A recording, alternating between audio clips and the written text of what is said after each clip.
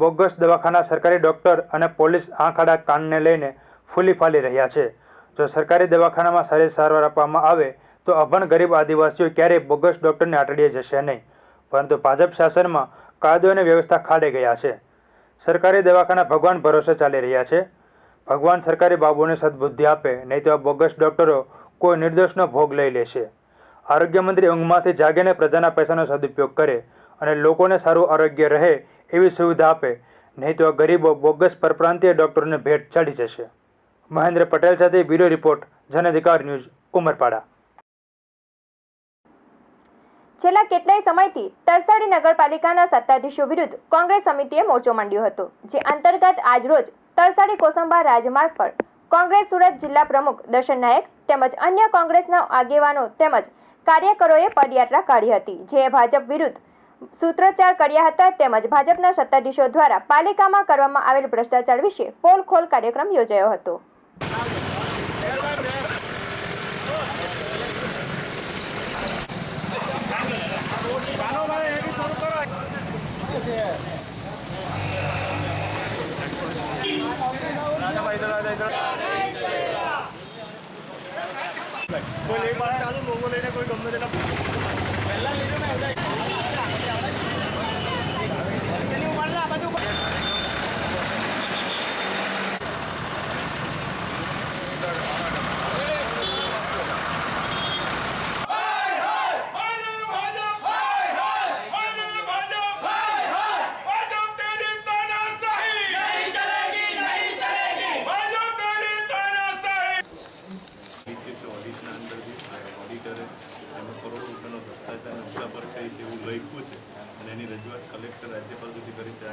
આજરોજ તરસાડી નગર કોંગ્રેસ સમિતિ દ્વારા રાજમાર્ગ જે આંબેડકર સાહેબની પ્રતિમાથી ગુજરાત ગ્લાસ ચોકડી સુધી જાય છે ત્યાં ધૂળ ઉડે છે અને અત્રે ચીફ ઓફિસરની જગ્યા ઘણા લાંબા સમયથી ખાલી છે।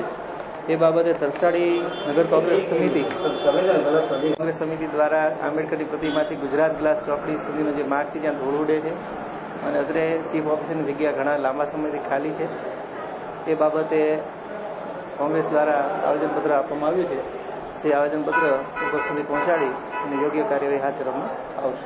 તરસાડી કોંગ્રેસ સમિતિ અને તરસાડી નગરપાલિકાના કોર્પોરેટરશ્રીઓ, અમારા હોદ્દેદારો વટી તરસાડી નગરપાલિકાના છેલ્લા 10 વર્ષના શાસનના અંતર્ગત જે ભ્રષ્ટાચારો ચાલે છે, ગેરકાયદેસર બાંધકામો અસંખ્યોની સંખ્યામાં બાંધવામાં આવ્યા છે।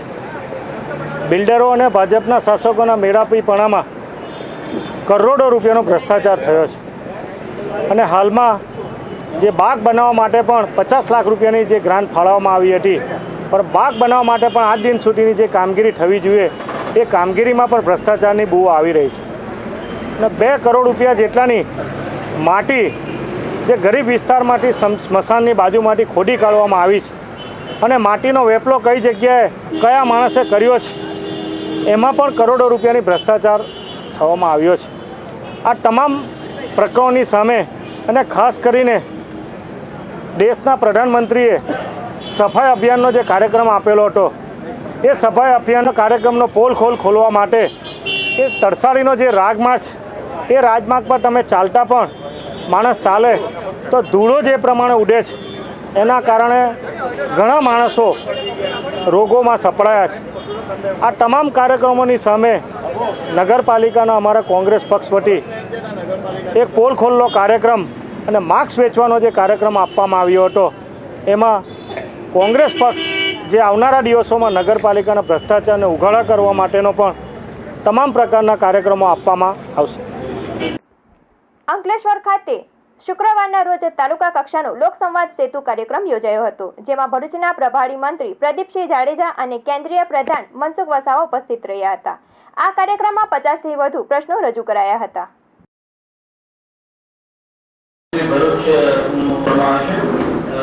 પ્રશ્નમાં શ્રી અસરભાઈ ગણેશભાઈ મિસ્ત્રી અંકલેશ્વર મ્યુનિસિપલ દવાખાના નહીં કરવા બાબતમાંથી રજૂઆત છે અને ચીફ ઓફિસર શ્રી અંકલેશ્વરનો જવાબ। મ્યુનિસિપલ દવાખાનાનો કેમ કરવાનું શરૂ થઈ ગયું,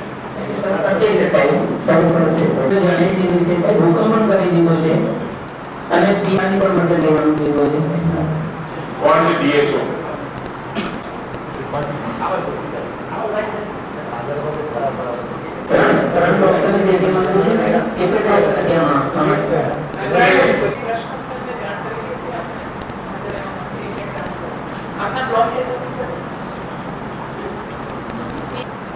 તમે વધારે શીખ્યું અંદર મૂકો ખાલી જગ્યાની અંદર વધારે બેસે તો પણ વાંધો નથી.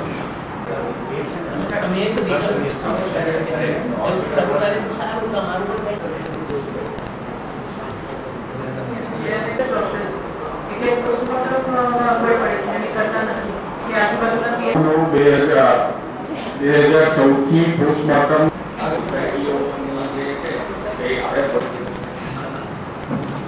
શ્રી પ્રફુલભાઈ છાપરા એપ્રોચ રોડ અને તાલુકા ઇન્ડસ્ટ્રી માર્ગ અને મકાન. જી સર.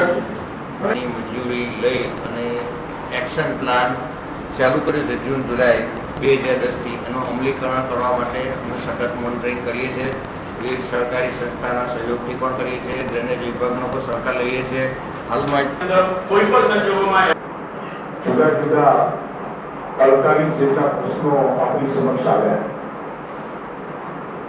એ પૈકીના મહદઅંશે મોટાભાગના પ્રશ્નો અરજદારની અપેક્ષા પ્રમાણે વહીવટી તંત્રની નિયમની મર્યાદા પ્રમાણે જે લાંબા સમયથી પડતર હતા એ પ્રશ્નોના નિરાકરણ માટે વહીવટી તંત્રએ પણ પોતાની સક્રિયતા દાખવી છે.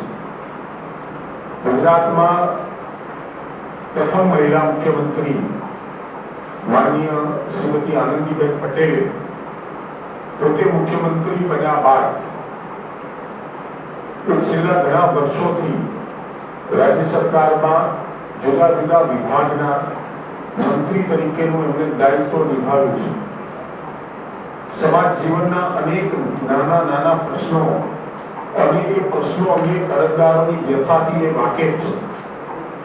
એમણે મુખ્યમંત્રી બન્યા બાદ સૌથી પહેલા નક્કી કર્યું કે ગુજરાતમાં આપણે અનેક ગણો વિકાસ કર્યો છે અને ગુજરાત એ વિકાસના કારણે સમગ્ર રાષ્ટ્રની અંદર શિરોમણ સ્થાન હાંસલ કર્યું છે. જે ફૂડ જે ખાઈએ ખોરાક લઈએ એ પણ ઓર્ગેનિક મેટર છે. ઓર્ગેનિક મેટર કોઈ પણ આના કારણે શું કેમિકલ ઓક્સિજનથી એટલે મેઇનલી ઓર્ગેનિક લોડને કારણે છે, જેમાં મોટા ભાગનું ડોમેસ્ટિક પાણીને કારણે. હાલમાં જે 22 કંપનીઓને ક્લોઝર આપવામાં આવે છે એની પાછળ શું કારણ છે? એમાં આમાં મુખ્ય કનેક્શન એ અમે મોનિટરિંગ કરીએ છીએ અને જે ચેમ્બર્સની અંદર જેનો ઓર્ગેનિક લોડ વધારે હોય 1000-2000 કેવું છે અને જે તે એરિયામાં આવતી હોય એના મને શંકા જાય કલરના આધારે પિગમેન્ટ ઇન્ડસ્ટ્રી બીજી હોય જનરલી ઓર્ડરના પ્રમાણ પર ખ્યાલ આવી જાય કે કઈ ઇન્ડસ્ટ્રી કઈ કઈ રસાયણ વાપરે છે. ઘણા કેમિકલ્સો આપણે આપણા વર્ષો જૂના અનુભવને કારણે ઓર્ડરથી ખ્યાલ આવી જતો હોય છે, કલર પરથી ખ્યાલ આવી જતો હોય. જે ડાઉનપુર કેસ હતા મારી પાસે એટલે ગુટીભાઈ ડેરિયાને હેલ્પ કરી અને સર્ચિંગ કર્યું જેસીબીથી અને ગુટી કનેક્શન કર્યું. એ ગુટિયા કનેક્શનના આધારે રિપોર્ટિંગ કર્યું અને જેને કારણે વડી કચેરી તરફથી ક્લોઝર. પાકિસ્તાનના પૂર્વ લશ્કરી શાસક પરવેઝ મુશર્રફને પાગલપણના ઝટકા આવતા હોય તેવું લાગે છે. મુશર્રફની બોલબચ્ચનના ગટકડાઓ હદ વટાવી ગયા છે. જોઈએ મુશર્રફના ગટકડા. પરવેઝ મુશર્રફ પાકિસ્તાનના પૂર્વ રાષ્ટ્રપતિ કરતાં પોતાના ઝેરી નિવેદનોથી એ વધુ કુખ્યાત છે. વધુ એક વખત તેમણે ભારત અને મોદી વિરુદ્ધ ઝેર ઓક્યું છે. પાકિસ્તાનના પૂર્વ લશ્કરી શાસક પરવેઝ મુશર્રફે ભારત વિરુદ્ધ અને વડાપ્રધાન નરેન્દ્ર મોદી વિરુદ્ધ ઝેર ઓકતા જણાવ્યું કે ભારત સામે લડવા માટે પાકિસ્તાને કાશ્મીરમાં લડી રહેલા લોકોને ઉશ્કેરવાની જરૂર છે. રાજદ્રોહના એક કેસમાં જામીન પર મુક્ત 71 વર્ષીય મુશર્રફે એક ટીવી ચેનલને આપેલા ઇન્ટરવ્યુમાં આ વાત કરી હતી. हम जो ये आप कह रही हैं हम भागे जा रहे हैं उनसे मिलने, उनको इनवाइट किया था, ये नवाज शरीफ साहब ने भी इनवाइट किया था अपनी, मेरे ख्याल में ओथ टेकिंग पे नहीं आए वो, तो उनकी ओथ टेकिंग पे आप क्यों जा रहे हैं भाई, किस सिलसिले में जा रहे हैं? गुडविल जेस्चर, गुडविल देखें, हम मुसलमान हैं, हम इसमें नहीं बिलीव करते कोई यहाँ थप्पड़ मारे तो हम दूसरी चीख आगे करने एक और मार लो. हम ईंट का जवाब पत्थर से देना चाहिए, that is what we stand for. तो उसमें और शक भी नहीं होना चाहिए. कश्मीर में ये कुछ कर रहे हैं, कश्मीर में तो मतलब बड़े बोल नहीं बोलने चाहिए. ये इनको तो इनकी फौज को तो हम आगे और पीछे दोनों साइड से हम इनको इनसे लड़ाई कर सकते हैं. कोई गलत फहमी में ना रहें. अगर पाकिस्तान मजबूत हो अंदरूनी तौर पे, हमारी पूरी ताकत है कि जो भी इनके कर रहे हैं बॉर्डर पे, हम उसका जवाब इनसे डबल दे दें इनके खिलाफ। इतनी हमारे में कुव्वत है, फौज में बिल्कुल हमारी। बिल्कुल है, क्योंकि सिर्फ फौज नहीं और भी हमारे पास सोर्स हैं। जैसे मैंने कहा, इनके इंटरनल जो हो रहा है वहां तो लोग उठे हुए हैं इनके खिलाफ कश्मीर में, उनको सिर्फ इंसाइट करने की देर है और यहाँ से लाखों लोग तैयार हैं जाने को उधर कश्मीर में अपने भाइयों के साथ लड़ने को तैयार हैं। तो ये गलत फहमी में ना रहे हैं, ये करेंगे अगर ये फोर्स करते हैं पाकिस्तान का हैंड, तो Pakistan any worth while government, तो फिर उसको मेजर्स लेने पड़ेंगे डिफेंड इटसेल्फ। તેમણે કહ્યું કે પાકિસ્તાની સૈન્ય ઉપરાંત કાશ્મીરમાં પણ આપણી પાસે સ્ત્રોત છે. કાશ્મીરના લોકો ભારત વિરુદ્ધ લડી રહ્યા છે, આપણે બસ તેમને ઉશ્કેરવાની જરૂર છે. તેમણે વધુમાં કહ્યું કે ભારત ઈંટ ફેંકે તો પાકિસ્તાને પથ્થર ફેંકવા જોઈએ અને નરેન્દ્ર મોદી મુસ્લિમ વિરોધી અને પાકિસ્તાન વિરોધી છે, તેઓ બદલાયા નથી. વાંક આપણો જ છે. આપણે તેમના શપથવિધિ સમારોહમાં દોડી ગયા હતા. આપણે આપણી ગરિમા જાળવવી જોઈએ. ઝેરી નિવેદનો આપીને આ ગતકડાબાજ મુશરફ ચર્ચામાં રહેવાની કોશિશ કરતા હોય એવી ચર્ચા ચાલી રહી છે. આ મુદ્દે ભાજપે કહ્યું કે મુશરફે પોતાના અંગત સ્વાર્થ માટે કાશ્મીરનો મુદ્દો ઉઠાવ્યો છે. હવે આ મુદ્દો ક્યાં જઈને અટકે છે તે જોવું રહ્યું. બ્યુરો રિપોર્ટ, જન અધિકાર ન્યૂઝ, કિમ. ભારત તરફથી 500થી વધુ વિકેટ લેનાર ભારતનો પ્રથમ બોલર અનિલ કુંબલેનો આજે બર્થડે છે. ટેસ્ટ ક્રિકેટમાં એક ઇનિંગમાં તમામ વિકેટ ઝડપવાનું કારસ્તાન કરનાર કુંબલે વિશ્વનો બીજો બોલર છે. તેની ટેસ્ટ અને વનડે કરિયર પર એક નજર. Anil Kumble, Indian magic spinner. Bharat તરફથી ટેસ્ટ ક્રિકેટમાં સર્વાધિક વિકેટ લેવાનો વિક્રમ અનિલ કુંબલેના નામે છે. કુંબલેએ 132 ટેસ્ટમાં 619 વિકેટ ખેરવી છે. અનિલની આંગળી પરથી ફરતો બોલ જ્યારે પિચ પર પડે છે ત્યારે બેટ્સમેન પણ નિર્ણય નથી કરી શકતો કે બોલ ક્યાં જશે. કુંબલેએ 132 ટેસ્ટમાં 40,850 બોલ ફેંક્યા છે. 4 ફેબ્રુઆરી 1999 દિલ્હીમાં પાકિસ્તાન સામેની ટેસ્ટ અનિલ કુંબલેની લાઈફની સર્વશ્રેષ્ઠ ટેસ્ટ બની ગઈ. કુંબલેએ ચોથા દાવમાં 74 રન આપી પાકિસ્તાનની તમામ 10 વિકેટ એકલે હાથે ખેરવી નાખી.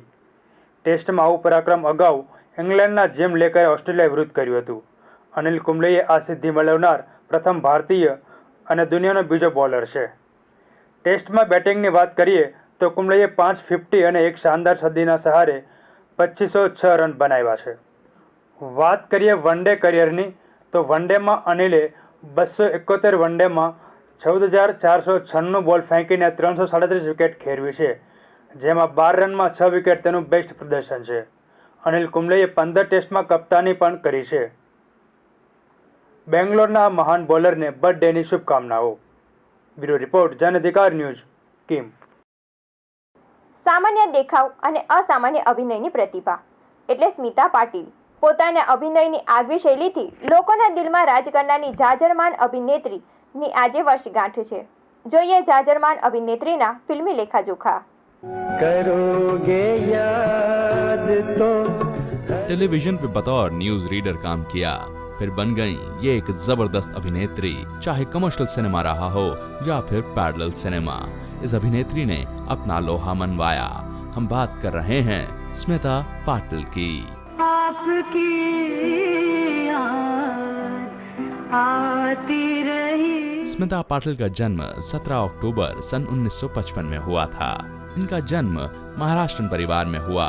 पिता शिवाजी राव गिरधर पाटिल एक राजनीतिज्ञ रहे और माँ विद्याताई पाटिल एक समाज सेवक. स्मिता का जन्म पुणे में हुआ था. पुणे शहर के रेणुका स्वरूप मेमोरियल हाई स्कूल में स्मिता पाटिल की शिक्षा हुई, पर उस वक्त किसी को भी यह एहसास नहीं हुआ था कि ये लड़की आगे जाकर बहुत बड़ा नाम कमाने वाली है. स्मिता पाटिल ने शुरुआत करी टेलीविजन के सामने बतौर न्यूज रीडर. ऐसा कहा जाता रहा कि ये एक बड़ी ही दबंग पर्सनालिटी वाली महिला रहीं. अक्सर पैंट और शर्ट पहनकर ये न्यूज पढ़ने जाती थीं और ऊपर से साड़ी लपेट लेती थीं. इससे पता चलता था एक मॉडर्न ख्याल वाली लड़की थोड़ी सी शरारत भी करती है पर मर्यादा को भी मानती है. पास आओ क्या? अरे आती हूँ ना, ऐसा तमाशा दिखाऊंगी. स्मिता पाटिल के चेहरे पर डायरेक्टर श्याम बेनेगल ने गौर किया. और उसके बाद उन्हें अपनी फिल्म चरणदास चोर में पहला ब्रेक दिया। चरणदास, तुमने हमारे खजाने से सिर्फ 10 मुहरें चुराई। ये भी एक मशहूर किस्सा है कि कैसे स्मिता पाटिल बतौर न्यूज रीडर टेलीविजन पे नजर आने लगी थीं। हुआ दरअसल यूं था कि इनकी दिलचस्पी खेल में थी और उसी दौरान इनकी तबीयत बहुत खराब हो गई। इतनी खराब हुई कि इन्हें तमाम खेल छोड़ने पड़े और फिर ये डिप्रेशन में चली गईं। ऐसे में इनकी बहन ने इनका हाथ थामा और इन्हें टेलीविजन स्टूडियो का दरवाजा दिखाया, जहां पर ये एक टीवी प्रेजेंटर की तरह नजर आई। दुश्मन न करे, दोस्त ने वो काम किया है। हालांकि स्मिता पाटिल की बिल्कुल इच्छा नहीं थी कि ये टेलीविजन पे काम करें, पर नए लोग, नया मीडियम देखकर इनका मन जरा खुश हुआ और ये डिप्रेशन से बाहर आईं। श्याम बेनेगल के साथ इन्होंने फिल्म भूमिका में काम किया, जिसमें इन्होंने एक अभिनेत्री का ही किरदार निभाया था। इस फिल्म के लिए इनकी बहुत प्रशंसा हुई। और कितनी बार बताना पड़ेगा उस बात का जिक्र तक तो चली मुझे। सन 77 और 78 तक स्मिता पाटिल सिर्फ आर्ट सिनेमा की तरफ ही रुख किए हुए थीं, पर धीरे धीरे इन्हें कमर्शियल सिनेमा का हाथ भी थामना पड़ा। उसकी वजह साफ थी कि वो कलाकार जो कमर्शियल सिनेमा में नाम कमा चुके थे, उनके साथ आर्ट सिनेमा के डायरेक्टर्स भी काम करना चाहते थे। ऐसे में स्मिता पाटिल ने अपना मन बनाया और कमर्शियल सिनेमा में कूद पड़ी। हालांकि ये फैसला बहुत कठिन था। भूखी जानकी, मेरे को खिलाते वक्त ये भी सोच लिया था कि अपनी भूख भी मिटाओगे। खाकर मैं दब जाऊंगी, खिलाकर तुम उठ जाओगे। फिल्म नमक हलाल का ये किस्सा भी बहुत मशहूर है कि जब इन्होंने आज रपट जाएं तो हमें ना उठाइयो ऐसे गाने में अभिनय किया और साथ में थे इनके अमिताभ बच्चन, तब ये फूट फूट के रोईं। वजह ये नहीं थी कि अमिताभ बच्चन के साथ काम कर रही थीं, वजह ये भी नहीं थी कि ये कमर्शियल फिल्म थी। वजह ये थी कि पहली बार इन्होंने साड़ी पहनकर बारिश में भीगते हुए नाच गाना किया था, जो स्मिता पाटिल को गवारा नहीं था और शूटिंग के बाद ये बहुत रोईं। तब अमिताभ बच्चन ने इन्हें समझाया था और इनकी हिम्मत बढ़ाई थी। एक और फिल्म में ये दिलीप कुमार और अमिताभ बच्चन के साथ नजर आई थीं और वो थी शक्ति, जिसमें इनके अभिनय की खूब तारीफ हुई। और फिर एक फिल्म आई मिर्च मसाला। सन 87 की इस फिल्म में सोनबाई का किरदार निभाती नजर आई स्मिता, एक ऐसा किरदार जो बहुत ही ताकतवर था। केतन मेहता की फिल्म मिर्च मसाला में स्मिता पाटिल के साथ और भी रंगमंच की अभिनेत्रियां और अभिनेता थे। इन्होंने कमाल काम किया था और फिल्म भी बहुत खूब बनकर आई। मैं जान दे दूंगी, लेकिन उसके पास नहीं जाऊंगी। धीरे धीरे स्मिता पाटिल ने आर्ट सिनेमा और कमर्शियल सिनेमा के बीच का बैलेंस हासिल कर लिया था। एक तरफ फिल्में थी मंडी, चक्र और दूसरी तरफ थी शक्ति, नमक हलाल। और ऐसे में ये नजर आई महेश भट्ट की फिल्म अर्थ में, जिसमें इनके सामने थी शबाना आजमी। इस फिल्म के अंदर एक कड़ी टक्कर हुई थी शबाना और स्मिता के बीच में, पर अंत में जीत पिक्चर की ही हुई। तुम्हें इस घर से बाहर जाते हुए देखकर अजीब सा खालीपन डराने लगता है। इस फिल्म को भी बहुत सराहा गया। जैसा कि फिल्म अर्थ में स्मिता का किरदार था कि वो एक शादीशुदा मर्द के साथ प्यार करने लगती हैं और उसी के साथ घर बसाने की इच्छा रखती हैं, कुछ वैसा